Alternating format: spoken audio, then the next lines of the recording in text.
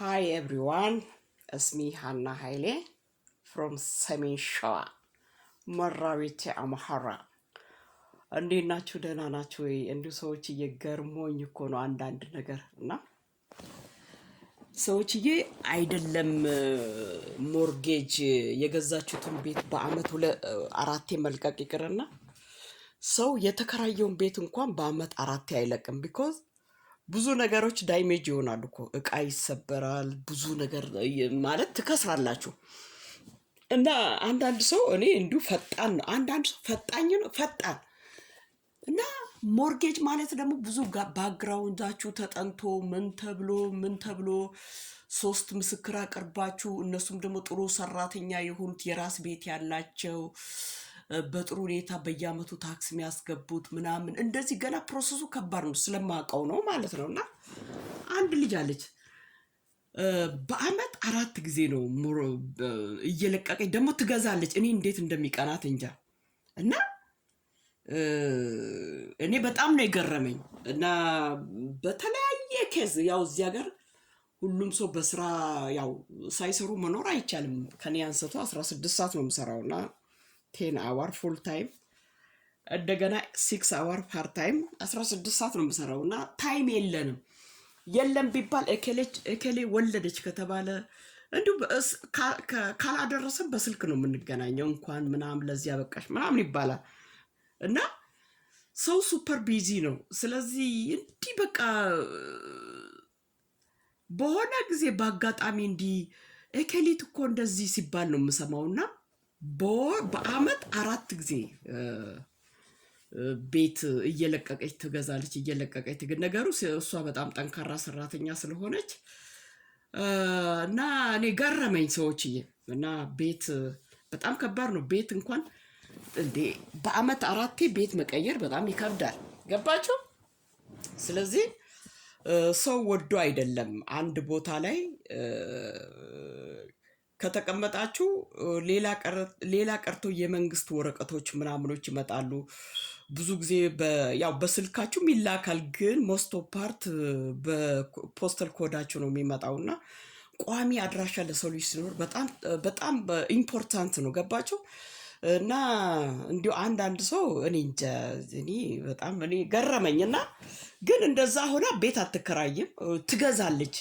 እና ይሄ ራሱ የእግዚአብሔር ስጦታ ነው ይባላል ሰዎችዬ። እና በአመት 4 ቤት እየለቀቁ ቤት መግዛት ቤት እየለቀቁ ኬዙ ምንድን ነው ብሎ እንኳን የሚጠይቃትም ሰው የለም። እኔ እንኳን ብዙ ጊዜ ስለማልገናኝ አልጠይቅም እና አልጠይቃትም እና የወሬ ነው የምሰማው። እና ሺዝ ማይ ፍሬንድ በት ሞስት ኦፍ ፓርት አልፎ በስልክ ነው እንጂ ድሮ ለሀገሩ እንግዳ ሆነን ነው እንደዚህ የምንገናኘውና በዛን ሰዓት በዋህነት ታይም ከአፍሪካ የመጣን ጊዜ እኮ አላፊ አግዳሚ አበሻ የተባለው ሁሉ እኮ ነው ሌሊቱን ስቀቅል ስሰራ እኮ ነው ማድረው። እና እንዲሁ ከቤቴ በቃ ለሚሄዱት ቴካዌ ምናምን ሴቱም ወንዱም መጥቶ በቃ እኔ ቤት በልቶ ጠጥቶ ከዚህ ሄደን እኮ ምግብ አንሰራም ሲሉ ቴካዌ አስረው ይሄዳሉና እነሱ ናቸው በአሁን ሰዓት እኔን ከአዛብ ጋር የሚያሙኝ ማለት ነው። እና ሰው ከጥፋቱ ነው የሚማረው።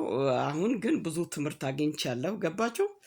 አይደለም ቤት መግባት ይቅርና ስልክ ቁጥሬንም ለሰው አልሰጥም። ገባችሁ? ሰው ከደረሰበት ሁኔታ ነው የሚማረውና ስለዚህ ሰዎች እና ሌላ ደግሞ ልላቸው የፈለኩበት ምክንያት ምንድነው? ነገሩ ለነዛ ሰዎች ክርስቲያን ነን ባዮች ናቸው።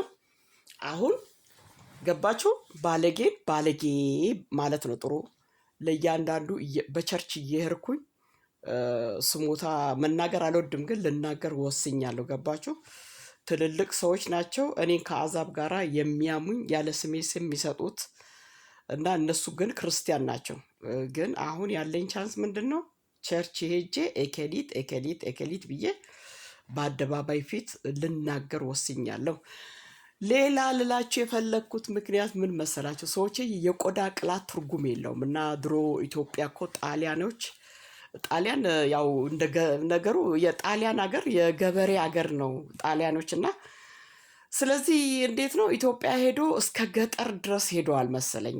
ገጠር ኖረዋል አይ ቲንክ ሶ ጣሊያኖች። እና አንዳንድ ሰዎች ቆዳቸው ይቅላ ገጠር ተወልዶ እንግዲህ ገጠር ያደጉት ናቸው።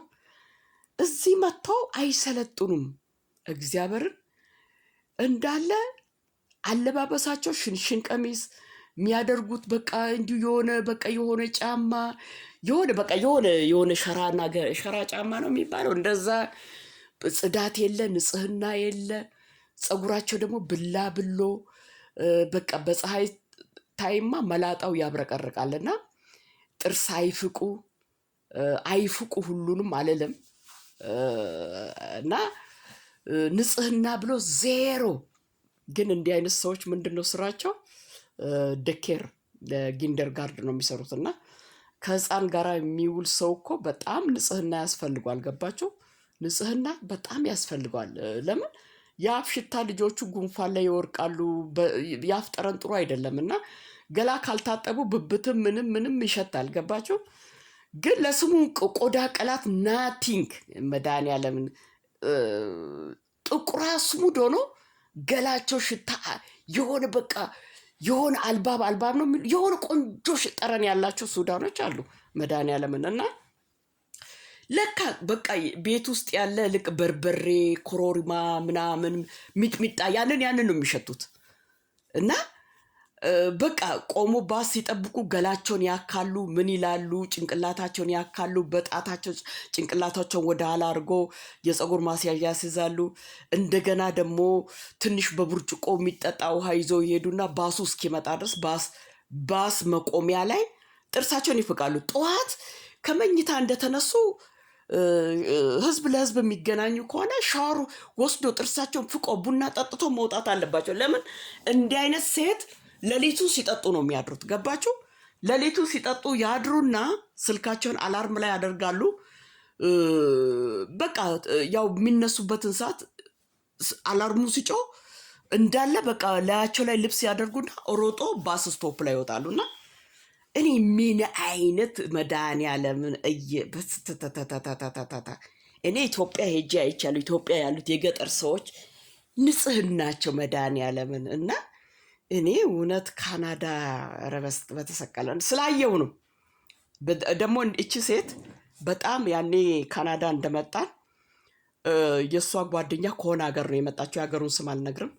እቺ አሁን እንደዚህ ንጽህና የሌላት ሴትየው እልም ያለች ወረኛ በወንፊት ላይ እንደሚበላ ቁጠሯት። በወንፊት ላይ ትበላለች።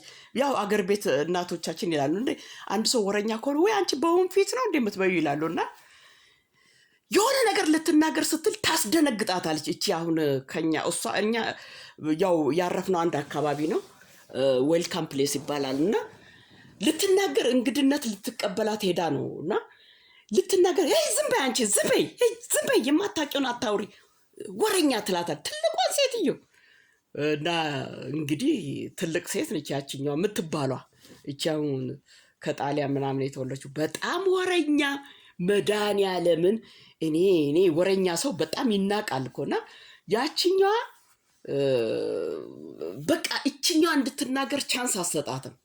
እቺ እኛ በመጣን ጊዜ አብረን የመጣን አንድ ልጅ እና ይተዋወቃሉ። ስለሚተዋወቁ የምትናገረውን ነገር ሁሉ ዳውን ታመጣል። ዝም በይ አንቺ ዝም በይ የማታውቂውን አትለፍልፊ ወረኛ። ትልቋን ሴትዮ እንደዛ ስትል እኔ ኩምሽሽ እላለሁ መድኃኒዓለምን። እና ለካ አሁን ደግሞ እውነት ያቺ በዛን ጊዜ እንደዛ ስትኮረኩማት የነበረችው እውነቷን ነው የኮረኩመችው። ሴትዮዋ በጣም ወረኛ ነች። በጣም መድኃኒዓለምን። እና በዛ ላይ ንጽህና የሌላት ወረኛ መድኃኒዓለምን። እና በዛ ላይ ትጠጣለች መሰለኝ ሰዎች። እና ይሄን ሁሉ መናገር አልፈልግም ነበረ ስለደረሰችብኝ ነው። እንዴት ደረሰችብሽ?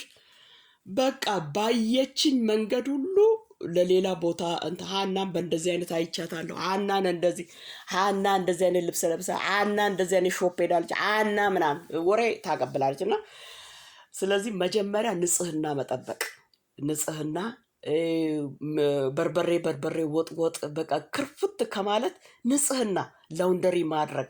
ገባችሁ? መጠጥ ኦል ናይት። ሰው እኮ ዊከንድ ነው የሚጠጣው እንግዲህ የሚጠጡ ሰዎች ማለት ነው። ስለዚህ በስራ ታይም መጠጥ አይጠጣም። እና ስለዚህ የቆዳ ቅላት ትርጉም የለውም።